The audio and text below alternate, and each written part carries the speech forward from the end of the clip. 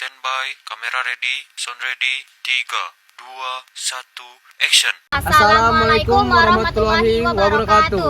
Halo. Perkenalkan, nama saya Arjuna Wisesa dengan NIM 24010132. Perkenalkan, saya Putri Ramadhani dengan NIM 2401011047. Kami akan menjelaskan materi tentang pemanasan global, perubahan iklim, serta industri kelapa sawit dan pembangunan berkelanjutan. Tanpa berlama-lama lagi, tunggu keseruan kami ya di tim Tahu nggak sih?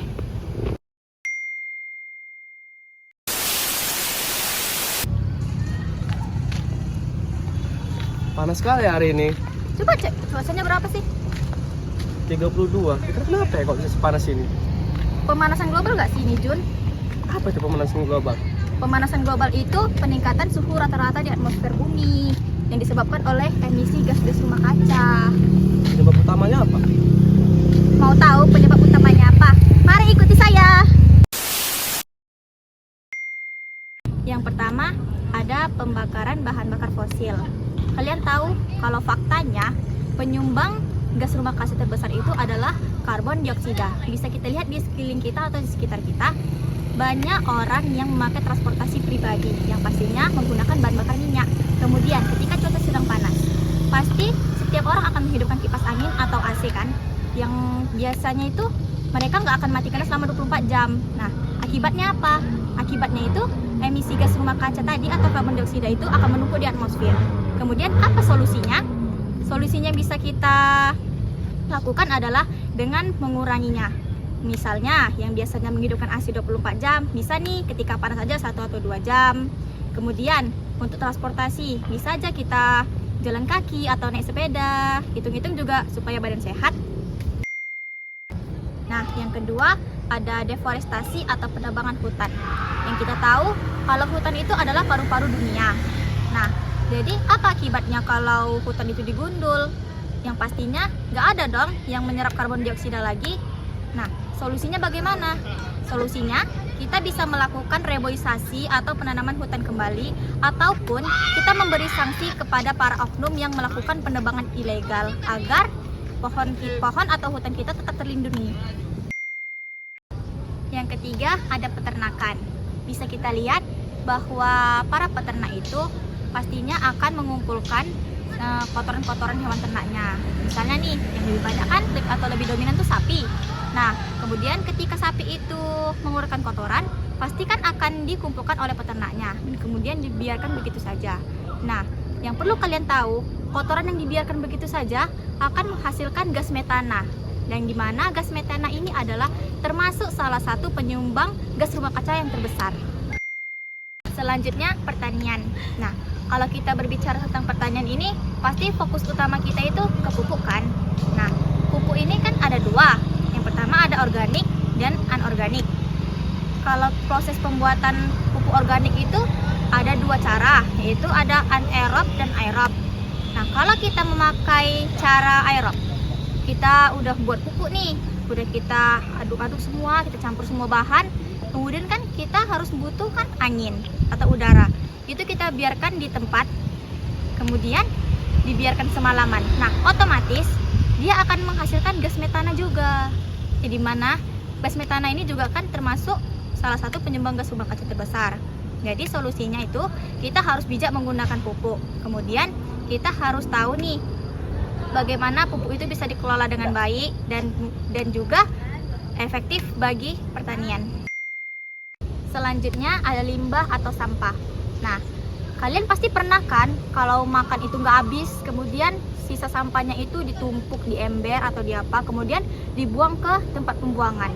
Nah, itu juga termasuk salah satu penyumbang gas metana.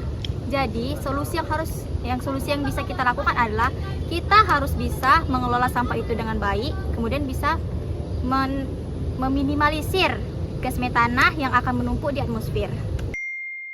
Selanjutnya ada industri atau pabrik. Nah, kita tinggal di Medan nih kan. Pasti di Medan ini banyak sekali pabrik-pabrik industri. Kalian pernah lihat kan kalau di setiap pabrik industri itu punya cerobong asap yang besar-besar, terus banyak. Kemudian ketika pabriknya itu lagi memproduksi suatu barang, pasti dia akan mengeluarkan limbah asap yang tebal, hitam, dan di mana itu akan menumpuk di atmosfer, menambah gas rumah kaca. Nah, kita sekarang masuk ke dampak dari pemanasan global. Dampak dari pemanasan global itu yang signifikan ada cuaca ekstrim. Tidak usah jauh-jauh kita mengambil contoh seperti di Medan. Beberapa hari yang lalu itu terjadi hujan. Namun hujan itu gak ada memberikan efek yang dingin. Tetap aja tuh cuacanya panas, terasa gerah. Kemudian ketika mendung pun juga sama, cuaca juga gerah. Jika kita lihat dari aplikasi cuaca, pasti ada tuh bacaan kalau suhu sekarang 31 derajat, namun terasa lebih hangat seperti 35 derajat. Nah, itu merupakan salah satu dampak terbesar dari pemanasan global. Kemudian yang kedua itu ada glacier mencair. Nah, bisa kalian bayangkan kalau cuaca terus begini, panas, kemudian tidak menutup kemungkinan juga kalau es yang ada di kutub utara atau di kutub selatan itu mencair. Nah, jika itu mencair, apa dampaknya? Ya pastinya akan merugikan ekosistem dan juga negara-negara di sekitar, merusak ekosistem biota laut. Nah, kita masuk ke dampak ketiga, yaitu kekeringan. Nah, kekeringan ini akan juga merusak ekosistem. Kalian bayangkan saja jika terjadi terus kemarau panjang, kemudian sumber air itu surut atau sungai-sungai surut, otomatis ekosistem yang ada di sekitar juga akan terganggu dong. Misal nih, ada hewan liar nih seperti gajah atau harimau. Mereka juga bisa akan mati hanya karena sumber atau mata air mereka itu tidak ada lagi. Ngomong-ngomong tentang pemanasan global, terasa nggak sih cuaca belakangan ini tuh kadang panas, kadang hujan, kadang gerimis? Kau tahu itu kenapa? Nah, jadi itu karena perubahan iklim. Kalau menurutmu sendiri, perubahan iklim itu apa? Nah, jadi perubahan iklim itu adalah pergeseran cuaca jangka panjang di bumi. Jadi itu yang berubah itu bukan cuma suhu aja, jadi curah hujan, suhu, dan juga kemarau panjang. Jadi perubahan iklim itu disebabkan juga oleh pemanasan global. Yang selanjutnya tentang adaptasi perubahan iklim. Adaptasi perubahan iklim itu apa sih? Jadi adaptasi perubahan iklim itu cara kita menyesuaikan diri dengan perubahan cuaca. Contohnya petani sekarang tuh harus pandai-pandai atur jadwal tanam karena cuaca yang nggak menentu, kadang hujan, kadang kemarau. Kita bisa membangun sistem irigasi agar lebih efisien. Selanjutnya, mitigasi perubahan iklim.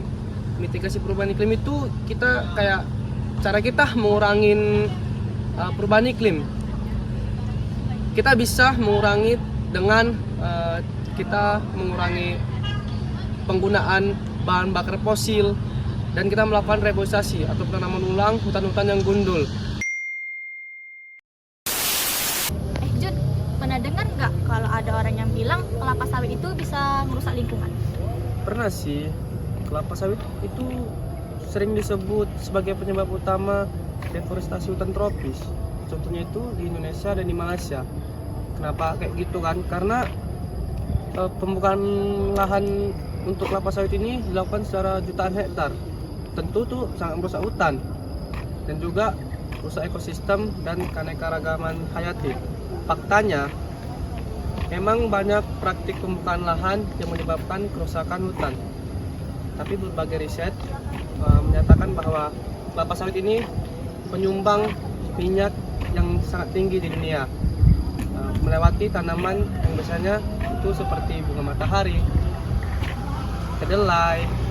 Nah, pemerintah itu juga melakukan sertifikasi seperti RSPO dan ISPO agar menjadi pembukaan lahan secara ramah lingkungan.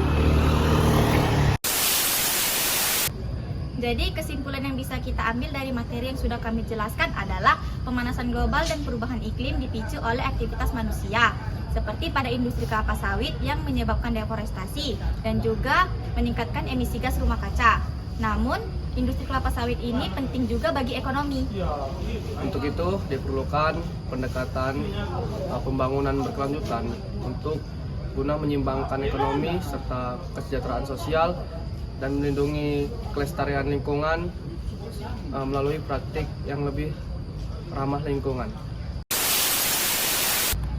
Oke, itu saja video penjelasan dari kami dengan materi pemanasan global dan perubahan iklim serta industri kelapa sawit dan pembangunan berkelanjutan. Baiklah, kami dari tim Tahu Tahu nggak nggak sih sih? pamit undur diri. Dadah. Dadah.